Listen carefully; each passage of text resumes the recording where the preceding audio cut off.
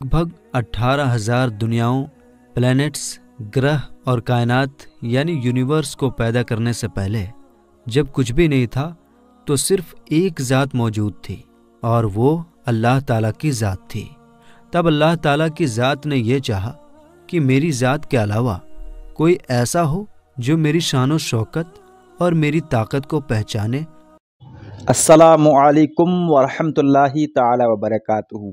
आज हम जिस टॉपिक पर बात करने वाले हैं वो ये है कि अल्लाह ताला ने इस पूरी कायनात को किस तरीके से बनाया। चाँद, सूरज, सितारे, ज़मीन, आसमान, जो कुछ भी इस पूरी कायनात के अंदर है, अल्लाह ताला ने इसको किस तरीके से पैदा फरमाया। और इंशाअल्लाह इस वीडियो को देखने के बाद इस टॉपिक पर आपको और कोई वीडियो देखने की ज़रूरत नहीं पड़ेगी। बहुत डिटेल के साथ इसमें समझाया गया है कि पूरे ब्रह्मांड को और पूरे यूनिवर्स को अल्लाह ताला ने किस तरीके से बनाया है। चलिए शुरू करते हैं। बिस्मिल्लाहिर्रहमानिर्रहीम। अस्सलाम वालेकुम दोस्तों, लगभग 18,000 दुनियाओं, प्लैनेट्स, ग्रह और कायनात यानी यूनिवर्स को पैदा करने से पहले जब कुछ भी नहीं था तो सिर्फ एक ज़ात मौजूद थी और वो अल्लाह ताला की ज़ात थी। तब अल्लाह ताला की ज़ात ने ये चाहा कि मेरी ज़ात के अलावा कोई ऐसा हो जो मेरी शान शौकत और मेरी ताकत को पहचाने और मेरी तारीफ़ करे। तो अल्लाह ताला ने अपने ही नूर में से सबसे पहले अपने महबूब के नूर को पैदा किया। बस जैसे ही ये नूर पैदा हुआ तो उस नूर ने अपने पैदा करने वाले रब की बड़ाई को जानकर उसकी तारीफ़ करने लगा और ये नूर इसी तरह लाखों साल तक अपने पैदा करने वाले यानी अल्लाह ताला की तारीफ़ करता रहा। और इस तरह लाखों साल गुजर गए तो अल्लाह ताला को उस नूर यानी नूर मोहम्मदी के तारीफ़ करने का ये अंदाज़ इस तरह पसंद आया कि अल्लाह ताला ने अपने महबूब के नूर को ऊंचा मर्तबा देना चाहा। तो उस वक्त अल्लाह ताला ने एक हुक्म जारी किया और अल्लाह ताला के हुक्म से 12 पर्दे तैयार हो गए। और जब ये 12 पर्दे तैयार हो गए तो ये नूर उसी तरह उन 12 पर्दों के अंदर रहकर अल्लाह ताला की तारीफ़ करता रहा। अल्लाह के हुक्म से जो 12 पर्दे तैयार हुए उन पर्दों के नाम ये हैं। नंबर 1 हिजाब कुदरत, नंबर 2 हिजाब अज़मत और नंबर 3 हिजाब इज़्ज़त और नंबर 4 हिजाब गैबत और नंबर 5 हिजाब जबरूत और नंबर 6 हिजाब रहमत और नंबर 7 हिजाब नबूवत और नंबर 8 हिजाब किबरिया और नंबर 9 हिजाब मंजिलत और नंबर 10 हिजाब रिफ़ात और नंबर 11 हिजाब सआदत और नंबर 12 हिजाब शफ़ाअत। मेरे दोस्तों, नूर मोहम्मदी पहले पर्दे में यानी हिजाब कुदरत में 12,000 साल तक अल्लाह ताला की ये तस्बीह पढ़ता रहा, सुबहानल अलीय्यिल आला।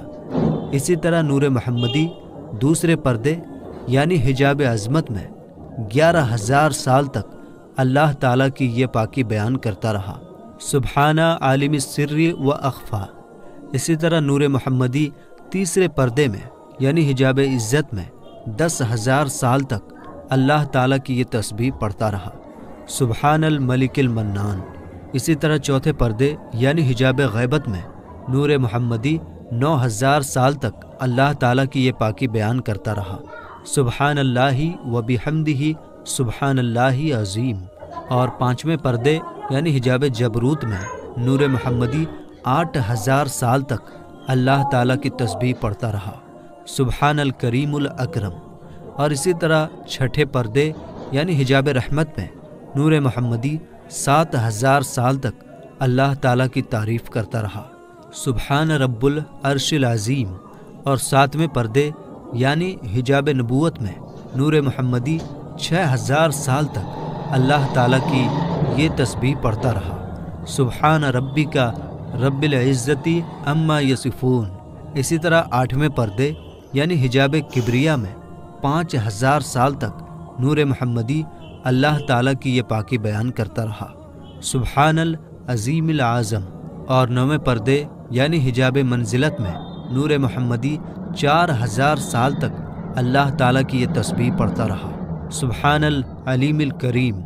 और 10वें पर्दे यानी हिजाब रिफ़ात में नूर मोहम्मदी 3,000 साल तक अल्लाह ताला की ये तस्बीह पढ़ता रहा, सुबहाना ذل ملک والملکوت، اور 11ویں پردے یعنی حجاب سعادت میں 2000 سال تک نور محمدی اللہ تعالیٰ کی یہ تعریف کرتا رہا، سبحانہ من یزیل الاشیاء ولا یزول، اور 12ویں پردے یعنی حجاب شفاعت میں 1000 سال تک نور محمدی اللہ تعالیٰ کی یہ پاکی بیان کرتا رہا، سبحانہ ربی العظیم و بحمدہ۔ دوستو، اسی طرح یہ نور ان 12 پردوں کے اندر اپنے رب کی تسبیح بیان کر کے اپنے رب کی بڑائی بیان کرتا رہا، اور اسی طرح یہ نور لگاتار ان 12 پردوں کے اندر ہزاروں سال تک اپنے رب کی تعریف بیان کرتا رہا اور اس کی پاکی بیان کرتا رہا۔ بس جب اس نور کو پیدا کرنے والے پروردگار نے ان 12 پردوں کے اندر بھی اپنے محبوب کے نور سے اپنی تعریف سنا تو اللہ تعالیٰ اپنے محبوب کے نور سے اس طرح خوش ہوا کہ اللہ تعالیٰ نے ایک کرسی کو پیدا کیا۔ اسی طرح اللہ تعالیٰ نے اپنے حکم سے کرسی کے بعد لوح یعنی تختی، اور تختی کے بعد قلم کو پیدا کیا، اور اس کے بعد اللہ تعالیٰ نے قلم کو یہ حکم دیا کہ اے قلم اپنے پروردگار کے نام سے لکھنا شروع کر۔ تو اس وقت قلم نے اللہ تعالیٰ کی بارگاہ میں عرض کی کہ یا رب العالمین کیا لکھوں؟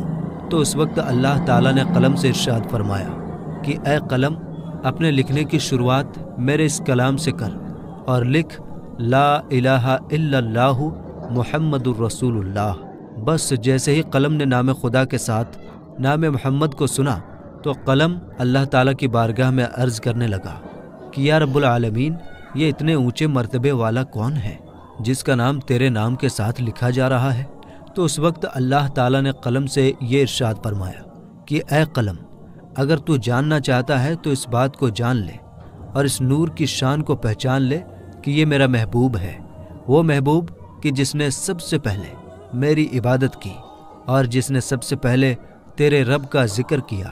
اور اے قلم سن لے کہ جب تیرے رب کی تعریف کرنے کے لیے کوئی بھی موجود نہ تھا تو اس نور محمدی نے سب سے پہلے تیرے رب کی تعریف کی۔ اے قلم تیرا پروردگار اپنے محبوب کے نور سے اپنی تعریف کو سن کر اتنا خوش ہے کہ پس اب تیرے پروردگار کا یہ ارادہ ہے کہ بہت جلد تیرا پروردگار بہت ساری دنیاؤں کو پیدا کرے گا، اور ان ساری دنیاؤں پر وہ اپنے محبوب کو ایک ایسا مرتبہ عطا کرے گا کہ جو مرتبہ تیرے پروردگار نے اپنے حبیب سے پہلے نہ کسی کو عطا کیا ہوگا اور نہ ہی ان کے بعد کسی کو عطا کیا جائے گا۔ میرے دوستو، اس طرح اللہ تعالیٰ نے سب سے پہلے اپنے محبوب کی پہچان قلم سے کروائی، اور پھر اس کے بعد نام محمد کو سب سے پہلے لوح محفوظ پر اللہ تعالیٰ کے نام کے ساتھ لکھا گیا، اور یہ نام محمد 4000 آسمانی سال تک لوح محفوظ پر نور کی طرح چمکتا رہا۔ میرے دوستو، اسی طرح لوح و قلم کو پیدا کرنے کے بعد اللہ تعالیٰ نے اپنے محبوب کے نور میں سے بہت ساری دنیاؤں کو پیدا کرنے کا ارادہ فرمایا۔ تو اس وقت اللہ تعالیٰ نے ایک حکم جاری کیا، اور اللہ تعالیٰ کے حکم سے نور محمدی 5 حصوں میں بٹ گیا۔ چنانچہ اللہ تعالیٰ نے اپنے حبیب کے نور کے پہلے حصے سے عرش کو پیدا کیا، اور دوسرے حصے سے آسمانوں کو پیدا کیا گیا، اور تیسرے حصے سے چاند اور زمینوں کو پیدا کیا گیا، اور چوتھے حصے سے سورج جیسے بڑے بڑے ستاروں کو پیدا کیا گیا۔ لیکن ان چاروں حصوں سے یہ سب کچھ بنانے کے باوجود بھی یہ سب کچھ اندھیرے میں ڈوبا ہوا تھا۔ تو اللہ تعالیٰ نے اندھیرے میں ڈوبے ہوئے ان دنیاؤں کو روشن کرنا چاہا، تو اس وقت اللہ تعالیٰ نے اپنے حبیب کے نور کے 5ویں حصے سے روشنی کو پیدا کیا۔ اس سے پہلے اس کائنات یعنی یونیورس کے اندر روشنی کا نام و نشان نہ تھا۔ میرے دوستو، اس طرح اللہ تعالیٰ نے اپنے محبوب کے نور کے 5 حصوں سے اس کائنات یعنی یونیورس کو پیدا کیا، اور اس کائنات کو روشن اور خوبصورت بنایا۔ میرے دوستو، اللہ تعالیٰ نے اپنے محبوب کو یہ شان و شوکت عطا فرمایا ہے کہ اللہ تعالیٰ کے پیارے حبیب حضرت محمد مصطفیٰ صلی اللہ تعالیٰ علیہ وسلم اللہ تعالیٰ کے پہلے مخلوق ہیں۔ جیسا کہ اللہ تعالیٰ نے اس بات کا ذکر قرآن پاک میں کچھ اس طرح بیان کیا ہے، جیسا کہ اللہ تعالیٰ سورہ مریم کی آیت نمبر 93 میں ارشاد فرماتا ہے کہ آسمانوں اور زمینوں اور اس کائنات میں جو کچھ بھی موجود ہے وہ اللہ کا عبد ہے۔ میرے دوستو، عبد عربی بھاشا میں بندے کو کہا جاتا ہے، यानी बंदगी करने वाला और इबादत करने वाला।